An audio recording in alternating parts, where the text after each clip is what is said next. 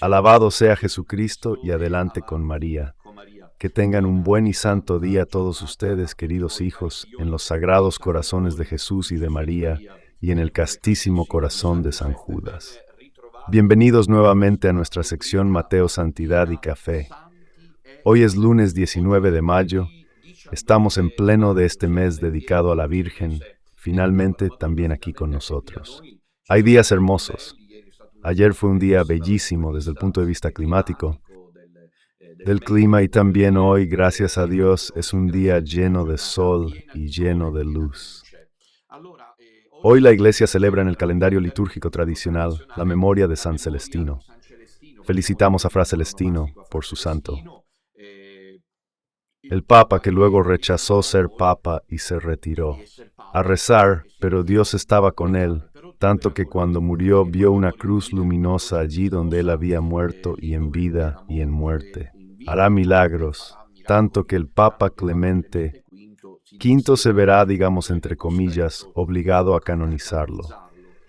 La historia de San Celestino es singular. Hay una bonita novela que yo he leído de Sant Ignacio Silone sobre San Celestino V, el Papa que fue así.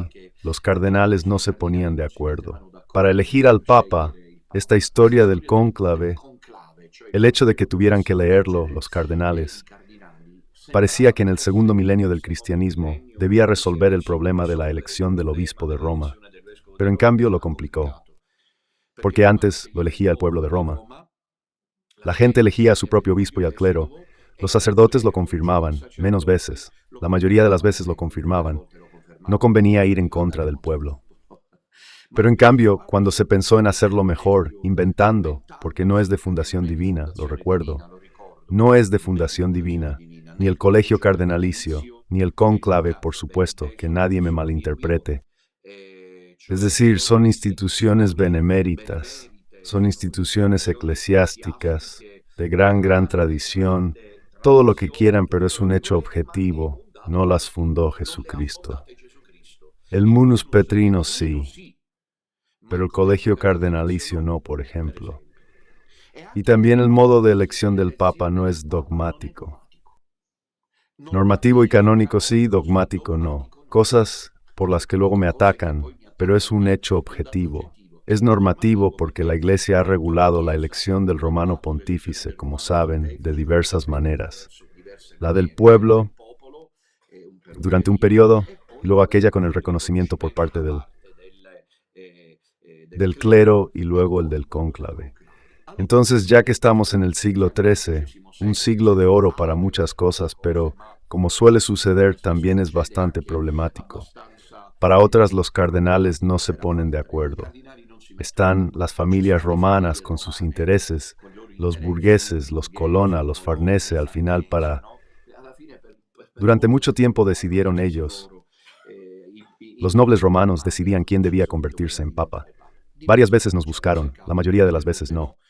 En fin, esta vez no se ponían de acuerdo, no se ponían de acuerdo. Y entonces, en un cierto momento, proponen elegir como papa a este monje que vivía allí en Abruzzo, entre las montañas, y cuya fama de santidad había llegado a Roma. Así que imagínense por un momento la escena. Parte el cortejo pontificio y llegan allí a Morrone para decirle personalmente a Pietro del Morrone que ha sido elegido papa. Y él allí se encuentra teniendo que aceptar esta elección. Y entonces imagínense ustedes que esto fue visto como lo digo a los seminaristas que ya habrán estudiado estas cosas, creo. Habrán visto a toda la Iglesia con vértigo, un escalofrío, de sabor apocalíptico. Porque, sabes, los cardenales no se ponían de acuerdo, la Iglesia estaba estancada, había estado Francisco de Asís, pero en el 1100, un siglo antes, un teólogo monje calabrés llamado Joaquín de Fiore había anunciado que habría un Papa del Espíritu Santo, un Papa final que habría preparado con su santidad.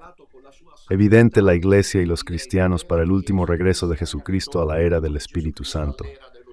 Cuando luego, a menos de 100 años de distancia, sucede este acontecimiento, que de hecho todavía hoy seguimos contando porque ha marcado la historia de la Iglesia. Imagínense ustedes a esos cardenales, con sus grandes cortinas, que van a buscar a Pietro del Morrone, quien acepta. Y entonces a Roma llega el monje santo, que es Pedro, y por todas partes se sentía ese escalofrío apocalíptico, todos durante algún tiempo. Las cosas estaban allí, digamos, bastante espirituales, porque todos tenían el estremecimiento de la espera del retorno final de Jesucristo o de la era del Espíritu Santo. Pero no fue así porque el pobre Cristo, que llegó allí a Roma, vio las intrigas de la corte. Ha visto las intrigas del poder y muy probablemente percibió que querían utilizarlo. Usarlo para sus propios fines, es decir, hacer aparecer a un hombre santo, porque así era, para alcanzar sus objetivos. Y tira hoy, tira mañana, al final decidió dimitir como hizo el Papa Benedicto XVI. Sin embargo, San Celestino lo hizo de manera oficial y válida. ¿Bien? Y se retira de nuevo de donde había venido y hace que se pierda su rastro, hasta tal punto que Dios, para glorificarlo, tiene que permitir que una cruz luminosa ilumine a los habitantes de la ciudad, que están allí, van a ver y encuentran el cuerpo de San Celestino, que hoy está sepultado en la Quila, donde Benedicto XVI ha depositado su propio palio como un gesto anticipado de su renuncia. Y luego, vida y muerte, realizó el milagro de Santa, ahí ayer lo saben, lo envía al infierno. Puedo cerrar el paréntesis sobre Celestino porque lo merecía, y ahora abrimos no el paréntesis, sino no sé cómo llamarla, el signo de exclamación, porque hoy, 19 de mayo, estamos de fiesta. Yo estoy de fiesta y muchos de nosotros lo estamos, porque hoy, 19 de mayo, es la fiesta de la Beata Pina Suriano. He aquí, Gran Virgen de Partínico, en la provincia de Palermo, que se ofreció como víctima por la santificación de los sacerdotes. Esta tarde celebraré la misa incluso de segunda clase, toda cantada con nuestros seminaristas, las hermanitas y esos pocos que puedan estar presentes, porque es una memoria importante, muy importante para todos nosotros. Cuanto más yo sea hostia, más ellos serán sacerdotes. Yo he escrito un libro, aquí lo tengo, está disponible, llamando a la Secretaría de Radio Domina Nostra. Es uno de los primeros libros que he escrito, el libro de mi juventud sacerdotal, muy bonito porque cuenta la vida, el camino santo de Pina, entre otras cosas en el capítulo final. Yo hago una comparación entre Pina y Santa Teresa del Niño Jesús, la cual, bueno, lo merece porque Dios quiere que tenga fama mundial. Pero su familia estaba de su lado. Teresa de Lisieux, en el paraíso, todavía está allí viendo lo que sufrió Pina, cuya madre le tiraba del pelo y la tomaba por prostituta, y estaba feliz de que la gente pensara eso de ella, una mujer de la calle. El diablo se desató mucho contra Pina en un ambiente muy salvaje, de la zona interior bárbara. Me apena decirlo, pero es así, la zona interior bárbara. Pina es un alma, una libélula ligera y pura, un alma realmente especial si se atreven a leer. Ella escribió un diario muy íntimo, con muchos amplios fragmentos de sus páginas, y yo los incluyo cuidadosamente aquí en mi libro. Lo que hizo Pina tan verdaderamente especial fue ofrecerse por completo. Lo deseaba desde niña con profunda fe. Ofrecerse voluntariamente como víctima para la santificación de los sacerdotes. No se le permitió mucho tiempo. ¿Por qué? Porque Dios la inmolaba 18 veces de otro modo. Desea hacerse monja, y en todas las 18 ocasiones hay un impedimento, donde Pina. En cierto momento descubre también el plan de Dios. Es Dios quien lo quiere así. Realmente una mártir en vida. Quisiera deciros, mis queridos hijos, en esta fiesta de Pina Suriano, un saludo, una bendición a las centinelas de Beata que la tienen como patrona especial. Y quisiera remitirlos a la sencilla lectura del acto de ofrecimiento, porque yo diría que ese acto de ofrecimiento es, en mi opinión, realmente impactante. Veamos por favor si consigo encontrarlo. Quisiera leer la parte central de este acto de ofrecimiento, que repito, encuentro verdaderamente impactante. Entonces, Así lo dice Pina. La primera ofrenda que haré al Señor será la amarga pena, la gran tortura de mi alma. Procuraré mantenerme alegre incluso en medio de esta materialidad física. Hagámonos ilusiones, esto es la santidad, métanselo en la cabeza cuando por la mañana los miro. A veces veo rostros que lo dicen todo, somos, cuidado de no dejarlo traslucir nunca. Solo Dios debe ver nuestros sufrimientos y el Padre espiritual. Si lo tienen, bueno, por eso no puedo prescribir tampoco los sufrimientos de los... En segundo lugar, quiero vivir despojada de mi propia voluntad, indiferente a todo. Tercero, sonreír siempre, en medio del más atroz martirio de espíritu, de cuerpo, de corazón. Cuarto, estar siempre contenta en el sacrificio, contenta de poder atestiguar mi amor.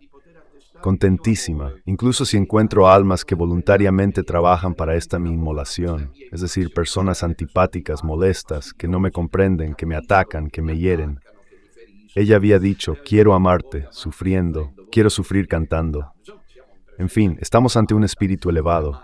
Lamento que Pina, por ser siciliana, no sea considerada así. Yo estoy contribuyendo, hay personas en toda Italia que ya la conocen y la veneran y le rezan gracias a Dios, pero lo merece. Porque ¿quién tiene sabiduría? Se da cuenta de que efectivamente la vida de esta joven muchacha de Partínico en la provincia de Palermo no tiene nada que envidiar, ni a Teresa del Niño Jesús, ni a Santa Gemma Galgani. Es igual de importante y esperamos que tarde o temprano todos puedan conocerla y que también se convierta en santa, porque ha hecho otros milagros, sí, ha hecho otros milagros incluso después de la beatificación. 5. Estaré lista para sufrir todos los tormentos físicos, morales y espirituales. 6. Cuando me dé cuenta o sepa que algún sacerdote, olvidando su alta dignidad, está por desviarse, entonces multiplicaré oraciones y sacrificios. 7. Cuando vea o sepa que alguien celebrará la Santa Misa con indiferencia y muy mal, repararé y rezaré. Es decir, fue el mismo Señor quien le puso dentro esta actitud de sacrificarse por los sacerdotes. 7. Oración e inmolación sin tregua, hasta llegar a incomodar a Jesús. Miren que estas cosas las ha madurado sola. Yo las veces que pude encontrarme con Natusa, debo decirles que estaba sumida en el dolor, pero no estaba sola. Digamos que tenía, gracias a Dios, un entorno de sacerdotes. Pina, estas cosas también las vive Teresa, en definitiva. Teresa de Lisieux está, como saben, en un contexto monástico, carmelita. Sus hermanas de sangre son una superiora tras otra allí. En fin, Teresa no está sola. Se puede experimentar la soledad, pero no lo está. No se está solo. En cambio, Pina está realmente sola mientras escribe estas cosas. Su madre la golpea, la encierra con llave en su cuarto, todos la abandonan, la tratan como una loca, como una endemoniada. Es increíble la historia de Pina, cómo Jesús permitió el dolor. Pina es el canto del dolor inmolado por los sacerdotes, porque si te ofreces por los sacerdotes, estás acabado. Ser una bolita de incienso que se destruye en el fuego del amor, una paloma pura de Jesús crucificado por sencillez, pureza y obediencia. 9. Una hostia.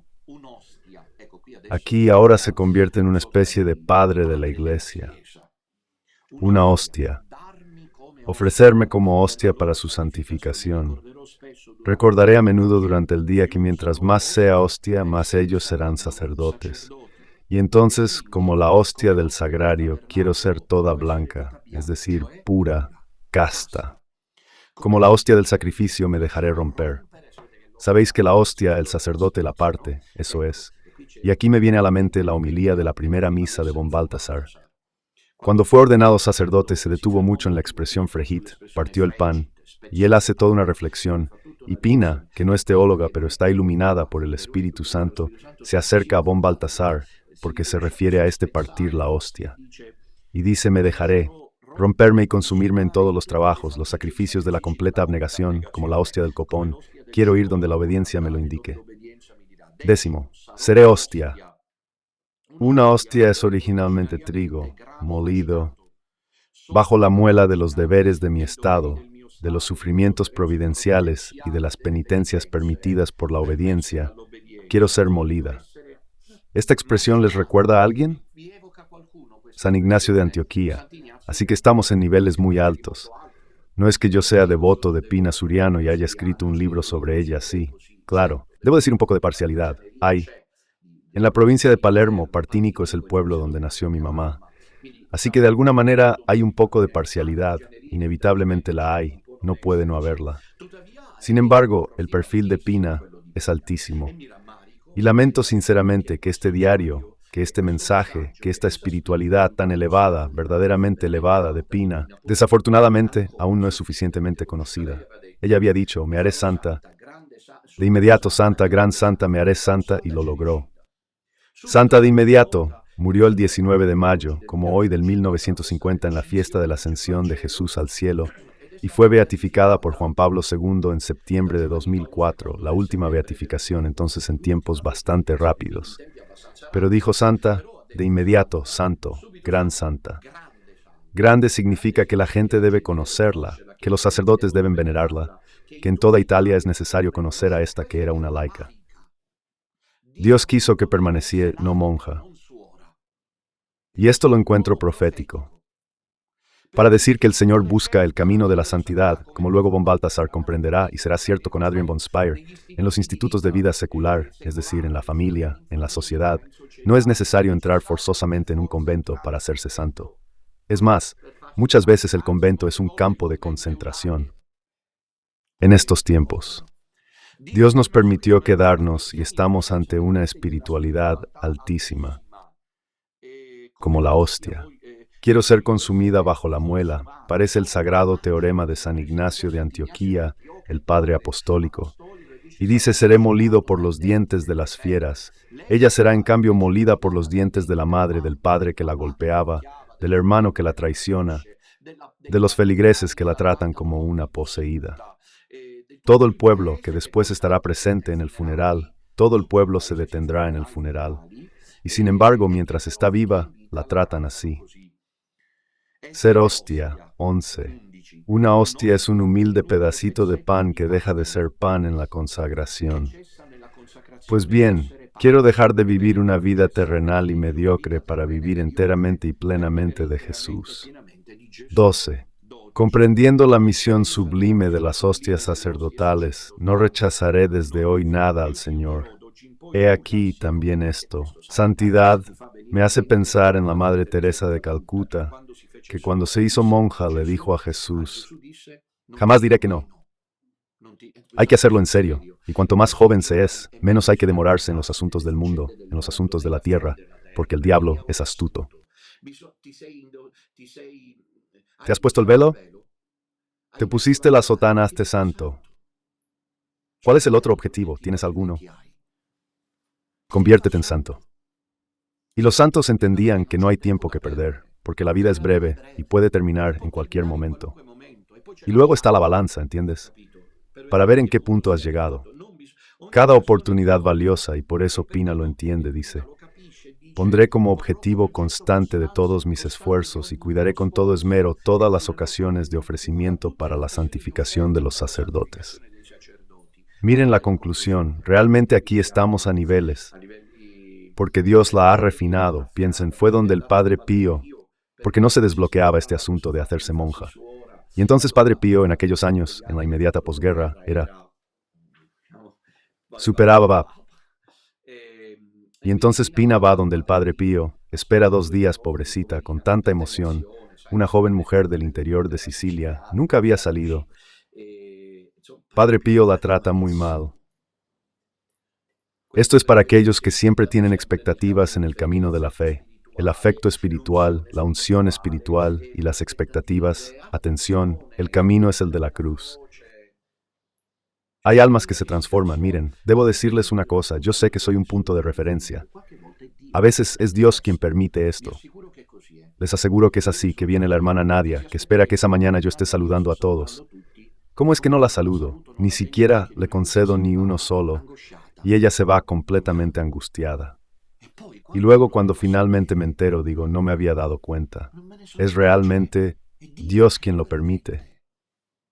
La purificación del sentimiento humano, carnal, terrenal, para elevarlo a dimensiones sobrenaturales. No juguemos con estas cosas, sino nos quedamos raquíticos. Escuchen a Pina, cómo concluye, estamos a niveles. Miren, realmente aquí está el Espíritu Santo. Escuchen cómo concluye Pina, la ofrenda que pedirá poner dentro del tabernáculo.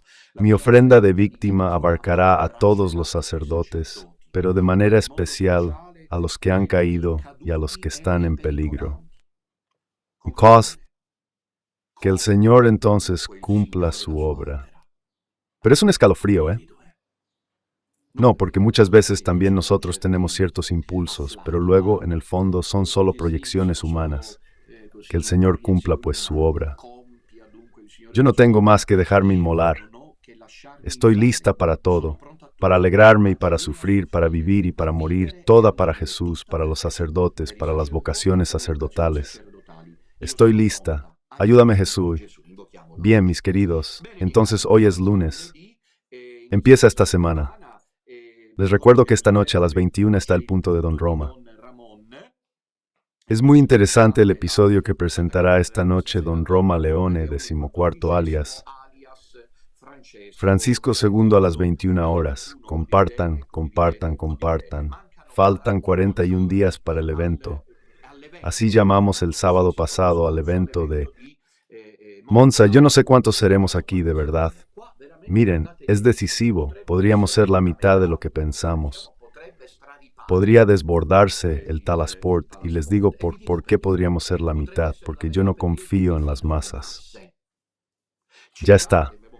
Lo hablamos ayer, la gente que dice, pero démosle tiempo, pero disculpen, alguien que dice la frase que han escuchado, alguien que dice la frase que conocen, clamorosa. He sentido fuertemente la presencia espiritual del Papa Francisco que desde el cielo nos acompaña. Pero digo, pero la gente, ¿qué puede esperar de alguien que está canonizando al Papa Francisco? O sea, o es hipócrita o es de la camarilla. O es hipócrita.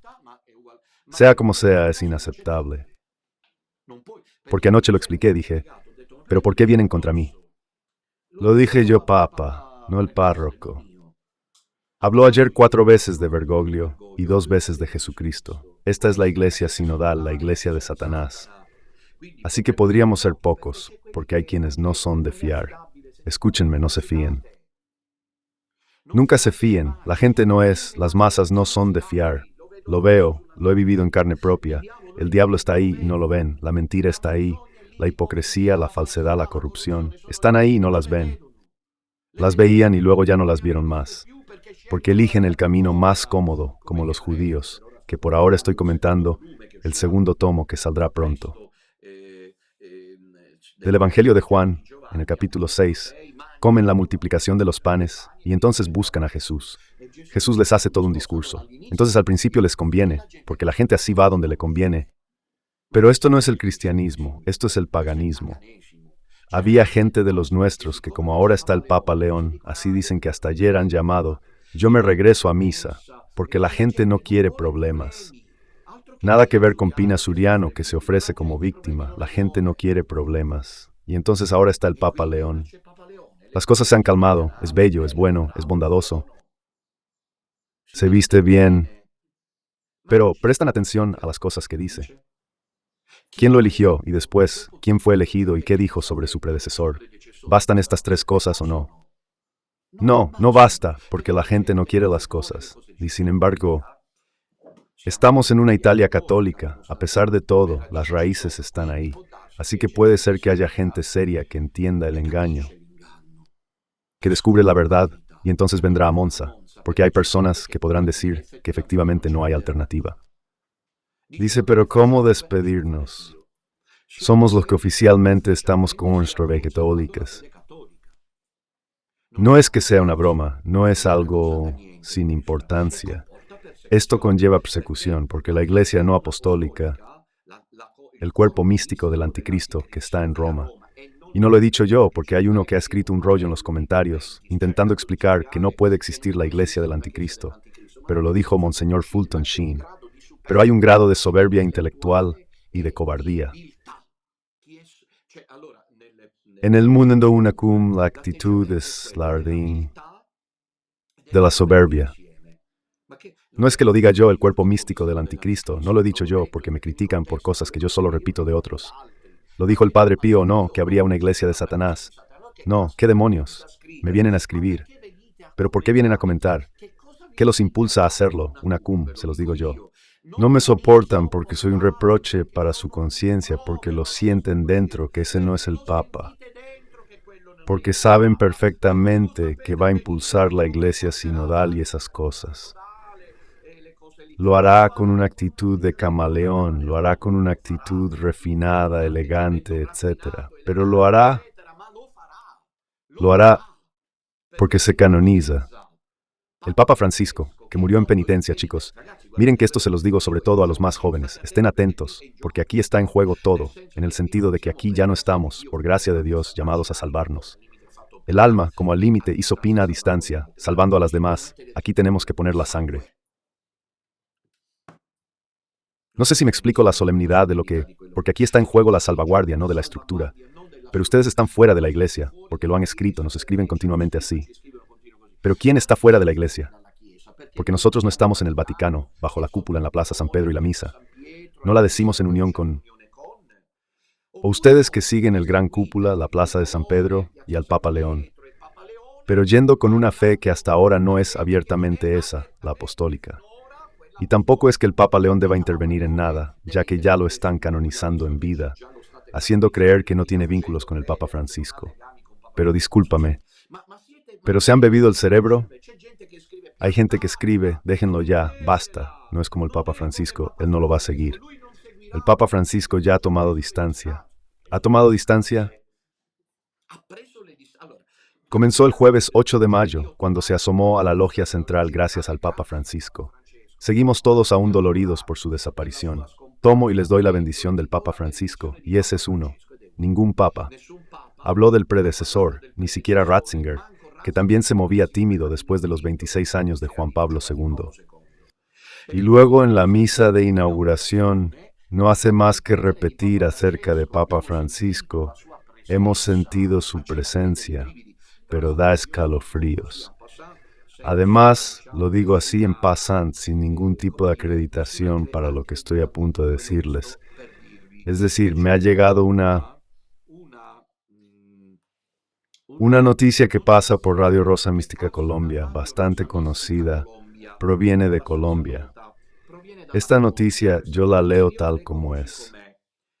Una señora rezaba en el sagrario en Armenia por el alma de Jorge Mario Bergoglio. Ayude.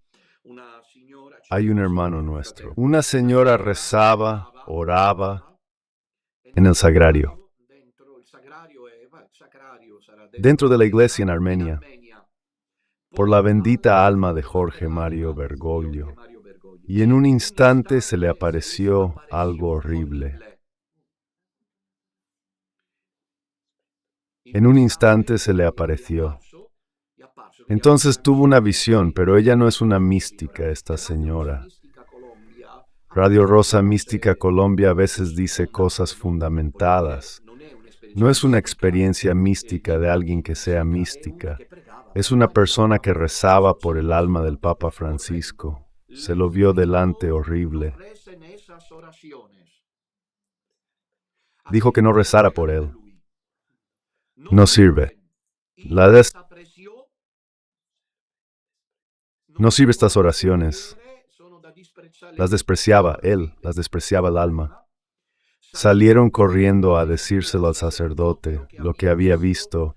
No perdonó el padre Bernardo desde Armenia. Entonces salieron de la capilla porque se ve que era un grupo de personas que se lo contaron al sacerdote. Yo me limité a contarlo. Entonces, aquí hay que ponerse de acuerdo. Pero disculpen, ¿pero uno que muere impenitente estamos jugando con el Padre Eterno? Sí, porque son de la corte de Satanás. Sentimos la presencia de Pablo, y quédensela. Nos vemos en Monza porque con el diablo no queremos coquetear. A nosotros se nos ha dado recoger el patrimonio de la fe apostólica, custodiarlo en el tiempo de los 3 días de oscuridad, que son estos en sentido espiritual, y transmitirlo íntegro a los demás.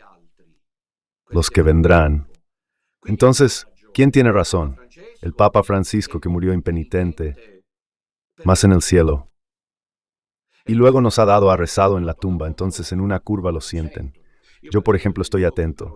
Por ahora, la nueva brújula cotidiana están en un momento dramático por dos motivos. El primero, pero lo están gestionando, el primero es que han publicado, ¿recuerdan el dossier?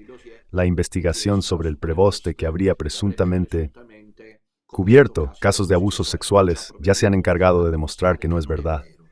Aquí los periódicos que en cambio dicen que yo secuestro a las mujeres, ¿han entendido en qué sociedad satánica vivimos? Y Dios me ha elegido para que lo comprendan.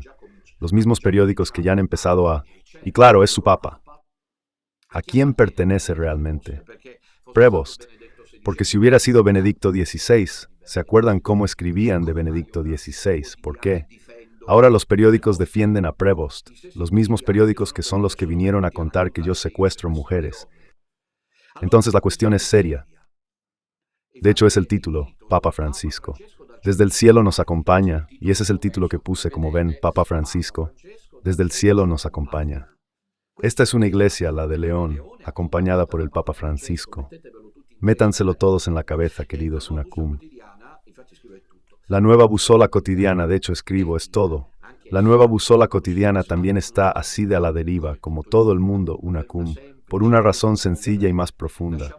Dejemos de lado el aspecto de si el párroco está involucrado o no en caso de encubrimiento de abusos sexuales, porque total, ahora está ahí, y entonces nunca se sabrá la verdad. Pongamos otra cosa por un momento. Los Unacum sienten en lo más profundo que no es cierto que este Papa vaya a hacer exactamente lo que se espera. Eso ya lo saben. Esto ya lo saben, lo sienten y lo saben. Lo sienten en el corazón y lo saben mentalmente, porque se ve y se entiende que con todos estos elogios desmedidos a su santidad, santo, santo, santo Papa Francisco, es evidente que no puede ser solo hipocresía. Porque si así fuera, sería aún peor. Yo quiero esperar, como estoy seguro, que el Papa León sea sincero en las cosas que hasta ahora ha dicho de Papa Francisco, porque creo que lo es. Él cree que es un hombre santo, lo ve junto a todos los demás, además es de creación bergogliana, fue hecho cardenal por Bergoglio. Ya esto debería plantear el problema al jurídico. Pero él lo considera el Mesías. Para ellos, el Mesías ha sido el Papa Francisco. El cardenal Battaglia de Nápoles ha dicho que no está aquí, que ha resucitado aplicando el texto del Evangelio de Mateo y de Manco. Es su Mesías. Entonces yo creo que cuando él dice que el Papa Francisco nos acompaña desde el cielo es sincero. Cuando va a rezar y se arrodilla, es interesante. Esto porque frente a los otros pontífices, por las fotos que yo he visto, se arrodilla ante la tumba del Papa Francisco. Y luego dice que cuando murió, lo dijo ayer en la misa de inauguración, éramos como ovejas sin pastor. Y los Unacum, miren cuántos son realmente, yo no querría estar en su lugar. Fingen no darse cuenta, ¿saben cómo lo justifican? A mí me atacan con burlas, escupitajos, y no saben que para mí esto es un orgullo, queridos míos. Es una gracia que Dios concede, ¿a quién dice Él? Y a mí me la ha dado ser despreciada continuamente, maltratada, difamada, traicionada, calumniada, ofendida constantemente. Lo ofrezco al Señor. Pero lo hacen porque saben que Prevost cree en estas cosas que dice. Y entonces si lo cree, es de la camarilla, ha sido elegido a propósito. O no, veamos, tienen razón los Unacum y yo soy un payaso. Es decir, Papa Prevost. Debemos darle tiempo, no cree en estas cosas que dice sobre el Papa Bergoglio. Lo está haciendo, porque ¿qué quieren? Es su inmediato predecesor y por eso debe hacerlo. Entonces es aún peor. Alguien que haría esto no promete nada bueno, ¿verdad? Es falso por naturaleza. Pero ¿cómo puedes ser papa y actuar? Entonces estás actuando. Y les traigo la prueba definitiva. Papa Francisco nos acompaña desde el cielo. Todos nosotros sabemos que eso es una mentira. Todos saben que Papa Francisco no puede estar en el cielo, por lo que ha dicho y sobre todo por lo que ha hecho y por cómo murió. Porque el bochorno de la Santa Sede es que por primera vez no han podido contar los detalles de la muerte. ¿Es verdad o no? De Papa Benedicto nos han contado que llamó al enfermero mientras moría porque no había nadie y susurró: Señor, tú sabes que yo te amo. ¿Lo han contado o no? De Juan Pablo II, vamos hacia atrás, de Juan Pablo II. Se ha contado que mientras estaba allí, todo intubado, etc., llamó con la mirada a su insustituible Ortoviana y le dijo: déjate llevar por Dios, y esto lo sabemos todos, ¿o no? De Pablo VI se ha contado que estaba en Castel Gandolfo, y mientras María pidió rezar con él junto al secretario Musion Macchi. El Padre Nuestro, y cuando expiró sonó el despertador, murió recitando el Padre Nuestro. Ese murió diciendo: me voy al paraíso. El otro murió diciendo: hablo de Benedicto. Señor, tú sabes que yo te amo, León XIII. Murió el Papa León XIII diciendo: nos vemos en el cielo. Adiós en el cielo.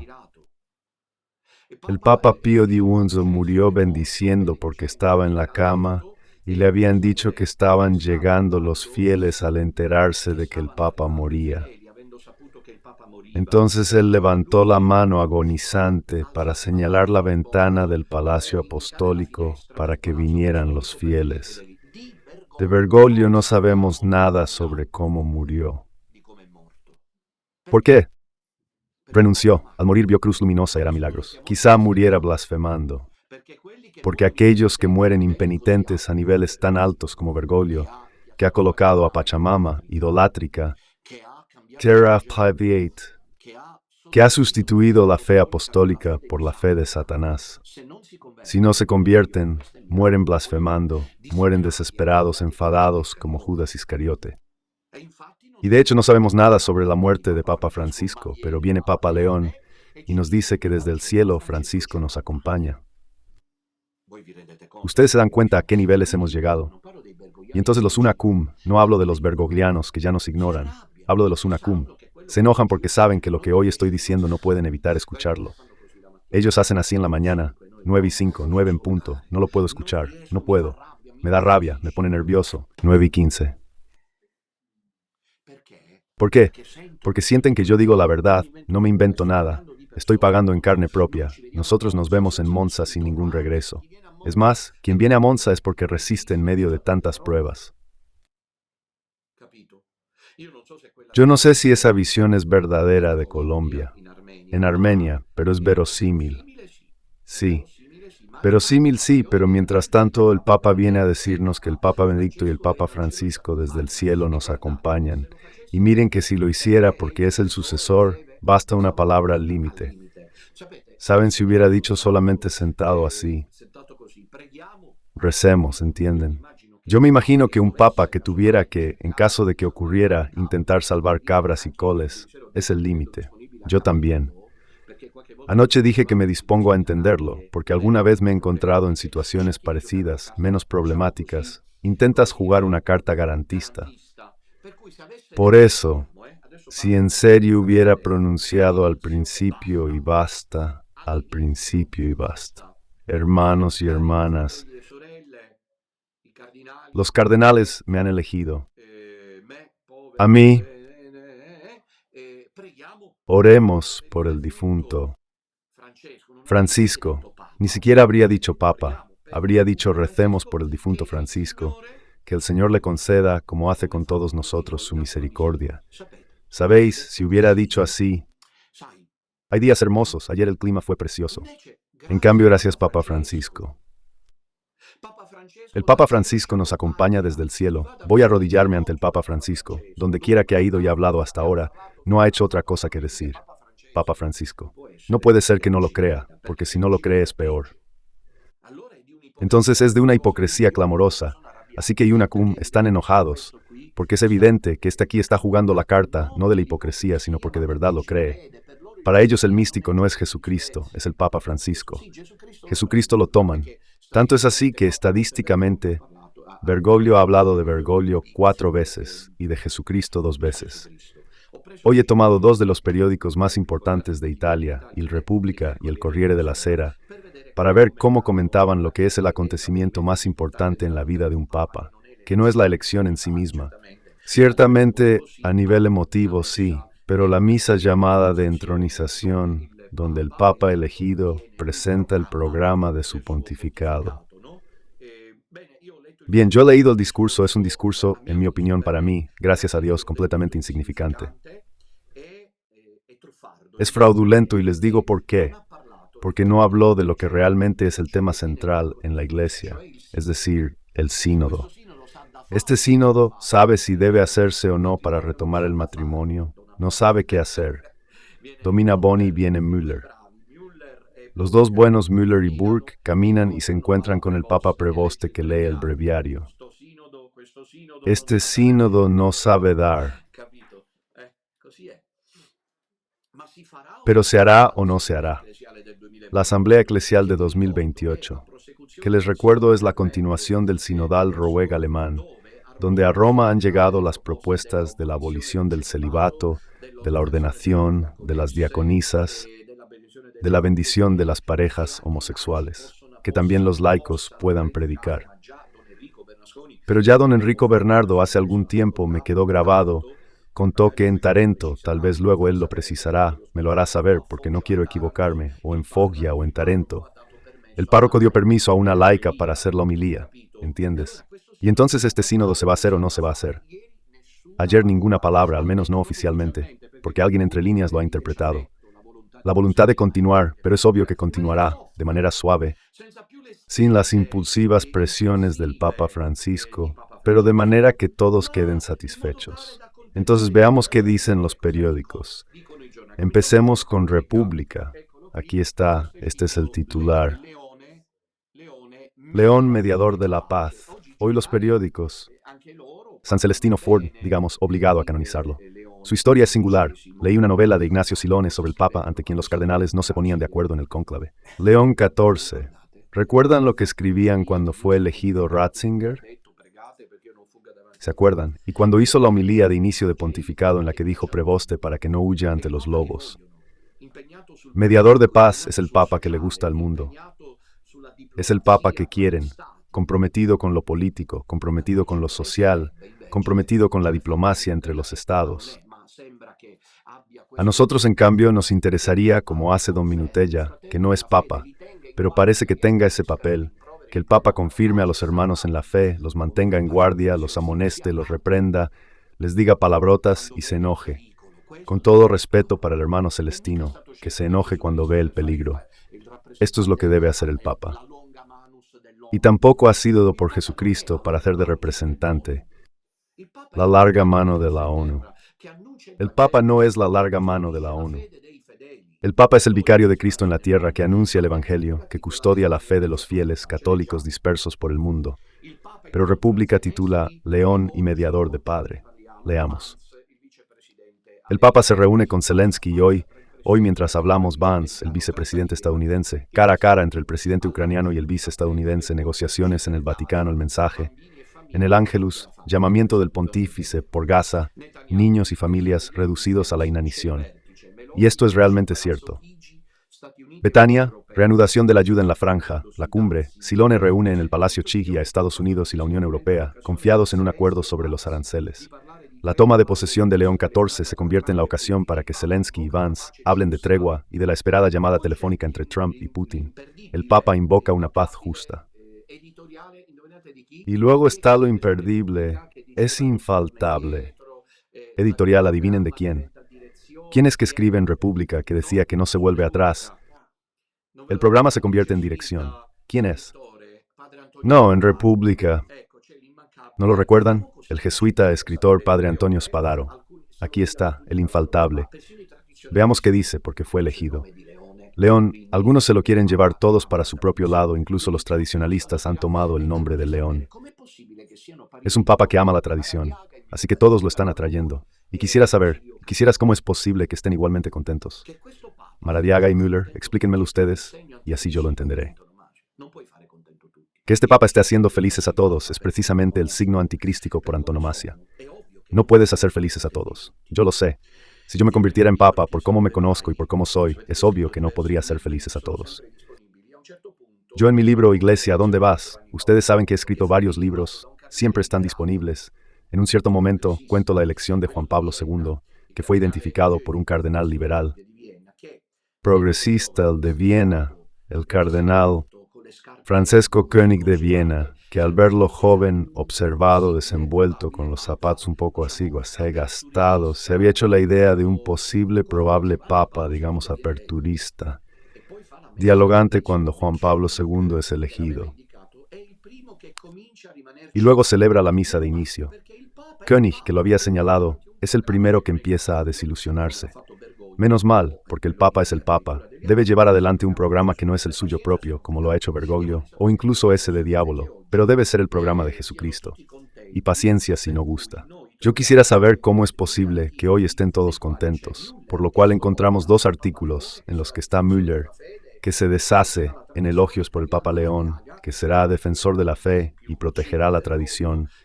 El cardenal Mara, que ya saben quién era, uno de los más cercanos a Bergoglio, que dice que no. El Papa León será un papa que sucederá al Papa Francisco. ¿Cómo es posible que todos estén contentos?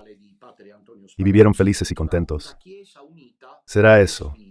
Ahora leamos el editorial del padre Antonio Spadaro. Se titula Una iglesia unida que desafía al mundo. Atención a esta palabra. Unidos, que es el eco de todos, todos, todos. ¿Recuerdan? Lo había dicho Bergoglio hace 2 años en Lisboa. Todos, todos, todos y unidos, unidos, estamos ahí. ¿Entiende? Cambiando el orden, leemos a Antonio Spadaro. Me he preguntado cuál fue el punto de contacto entre Francisco y León en el paso del testigo. Escuchen una como grande. Entre Benedicto y Francisco, las dificultades de los rápidos cambios eran claras. Él tuvo claro que existía un vínculo entre Benedicto XVI y el Papa Francisco. Si quieren, estos escriben desde el planeta Marte sobre los desafíos de los rápidos cambios y de cuestiones de gran relevancia para la vida de la fe, como dijo Ratzinger, página 13, aquí está. Como dijo Ratzinger,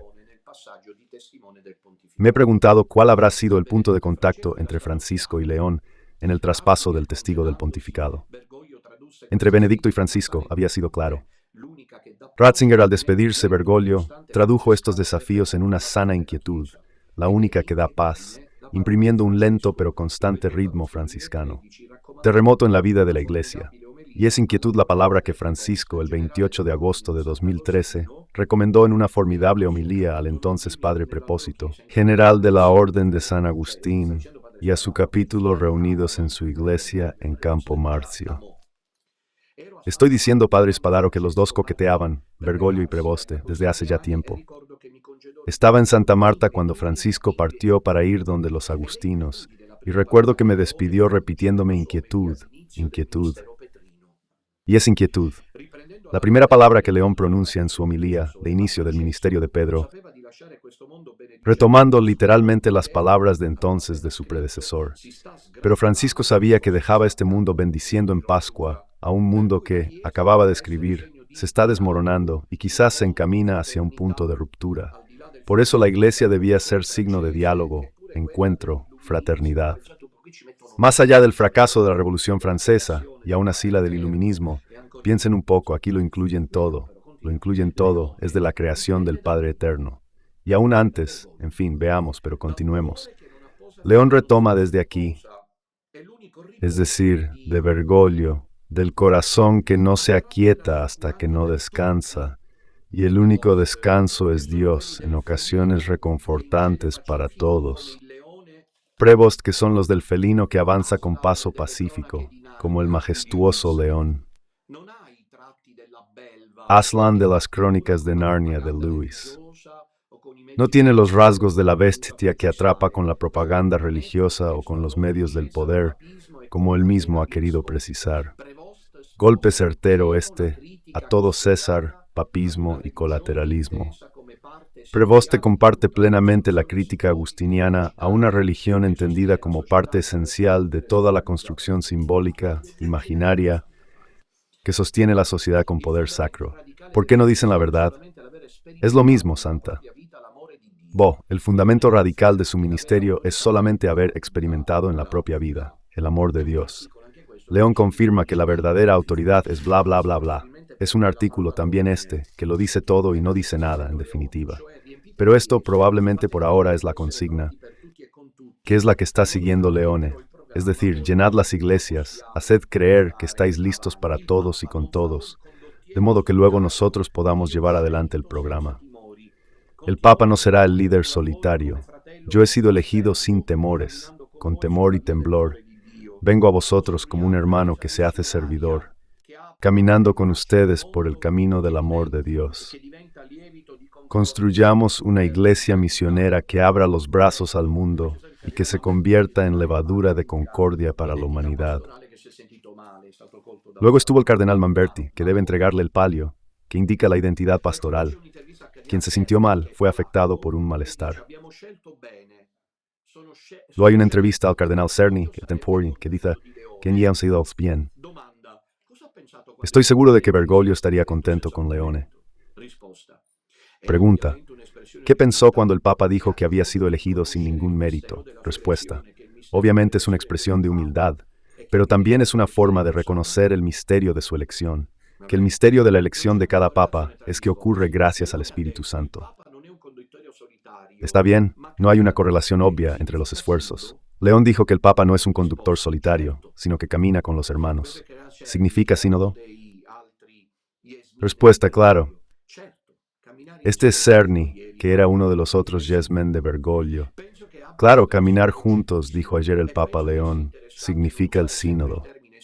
Pienso que ha expresado el concepto de sínodo, y creo que es interesante no usar siempre el término sínodo, porque muchos no están seguros de lo que significa. Creo que el Papa ha señalado su intención de vivir su relación con los cardenales y los obispos de una manera más explícita e intensa. Pregunta: hubo un gran aplauso, ¿verdad? Había cientos de miles de personas, pero ¿no es cierto que hubo un gran aplauso? En la plaza de San Pedro, cuando Leone recordó al Papa Francisco, ¿qué será de su legado? Respuesta: un Papa hereda siempre lo que su predecesor y todos sus predecesores han hecho. Sí, de hecho, Bergoglio le ha cancelado la Summorum Pontificum de Papa Benedicto, le quitó la estatua del Buen Pastor en Castel Gandolfo y muchas otras ofensas. En este sentido, siempre hay continuidad. Estoy convencido de que las prioridades de Francisco serán desarrolladas y llevadas adelante, desde León, es decir, construir la iglesia de Santa y destruir la de Jesucristo. León parece una personalidad muy serena. Para mí no, pero es mi opinión. Pero también lo hemos visto emocionarse. ¿Qué esperamos? Un hombre de sorpresas. Si con el término sorpresa, respuesta, hace referencia a Francisco, que efectivamente iniciaba procesos sorprendentes, diría que el Papa León llevará a término estos procesos. Los procesos sorprendentes. Los procesos sorprendentes y los unacum. No. ¿Por qué no le hacen las burlas a Cerny y me las hacen a mí? Te lo digo yo, porque Cerny es del sistema, aunque diga esas cosas que los unacum no quieren oír. Entonces no lo atacan. Como yo digo las mismas cosas y le doy la razón a Cerny, o sea, el Papa León va a continuar con las prioridades que eran del Papa Francisco. Entonces a mí me tocan los abucheos y los escupitajos. No sé por qué. Llevará adelante las prioridades del Papa Francisco. ¿Estaría contento el Papa Francisco con el Papa León? Respuesta: sí, no tengo duda. La plaza, el aplauso de sus fieles, los que vienen de Perú. Haz que gane el amor. 200.000 personas es probable esa estimación, saludan al pontífice en San Pedro. Pero estamos aquí también por Francisco. Él para nosotros estará siempre. ¿Entiendes? Ahora me gustaría entender, para evitar que nuestro seminarista se dé aires, me gustaría preguntar a la República cuando hablan de Francesco, hablan de nuestro seminarista, para ustedes especifiquen, porque no quisiera que él... Vengo de Chiclayo, su querida diócesis, conoce la pobreza, ha ayudado a nuestro pueblo durante la inundación, sí, también durante la emergencia. Hay videos que cuentan cómo él bajó al campo con la jeringa en la mano para decir ánimo, háganlo, pero por favor, un benefactor de la humanidad. No, un acto de amor, queridos míos.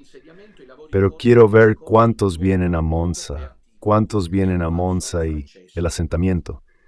Los trabajos en curso de un hombre nuevo y antiguo, apareció a la manera de Francisco, y apareció a la francesa viniendo de lejos, luego volvió a aparecer a la manera de León. Entonces, Yunacum, vamos, no vayan más a Medjugorje, porque sé que muchos de ustedes van a Medjugorje, vayan a Roma, que se les aparece, o el Papa Francisco, o el Papa León. Siempre está allí a la hora, lleva muchos atuendos e intenta armonizarlos. Si su misión es la unidad, su camino es la síntesis. Compone un rompecabezas de sentimientos y acerca lugares como piezas de un mosaico. Esta era República. Concluimos rapidísimamente con el Corriere della Sera. Aquí está.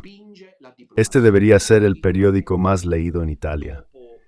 Si no me equivoco, León XIV impulsa la diplomacia. Así que un titular también aquí, después de la investidura, en el que se habla con toda evidencia de la dimensión política y social del nuevo pontífice. Se abre el pontificado, temblor y temor, es la hora del amor y de la concordia. Y hoy ve al vicepresidente estadounidense. Pero hoy he comprado este semanario grande, de política y cultura que creo que es bastante conocido, L'Espresso. Es interesante la portada porque está Prevost. Al fondo, la sombra negra de Trump. Ahora el título es un león contra Trump, porque al parecer, y esto ya está bastante confirmado, a Trump no le gusta. Este león no le gusta por varias razones. Ahí hay un estadounidense con mentalidad latinoamericana. Es decir, no es un estadounidense puro. Luego, por lo visto, también tiene orígenes sicilianos. Me han dicho debo verificar entre sus antepasados, pero no es al parecer proestadounidense. Pero a nosotros, ¿qué nos importa esto? El Papa no es de ningún lugar, defiende el Evangelio. La multitud, luego el altar, comienza la era de León XIV, que la Iglesia esté unida. Y concluimos leyendo brevemente porque hay otras cosas que dicen los periódicos. Pero mi tiempo ha terminado y por hoy puede ser suficiente. Así que está el saludo de Mateo. Conoce la realidad, dice que el mundo para él no es un extraño. Luego, el padre Riccardi, sí, él en el editorial, superó en el Corriere della Sera reconciliar a los pueblos. Una homilía que es más que un programa. Pero terminamos leyendo sin detenernos lo que dijo ayer el Papa León, como lo llaman. Saludo a todos ustedes de corazón, lleno de gratitud al inicio del ministerio que me ha sido confiado. Escribí a San Agustín, nos has hecho para ti, Señor, y nuestro corazón no tiene descanso hasta que descansa en ti. He sido elegido sin ningún mérito y con temor y temblor. Vengo a ustedes como un hermano que quiere hacerse servidor de su fe, de su alegría, caminando con ustedes por el camino del amor de Dios, que nos quiere a todos unidos en una sola familia. Amor. Estas son las dos dimensiones de la misión confiada a Pedro por Jesús. Nos lo narra el pasaje del Evangelio que nos lleva al lago de Tiberíades, el mismo donde Jesús había comenzado la misión recibida del Padre. Pescar a la humanidad para salvarla de las aguas del mal y de la muerte. ¿Y el pecado?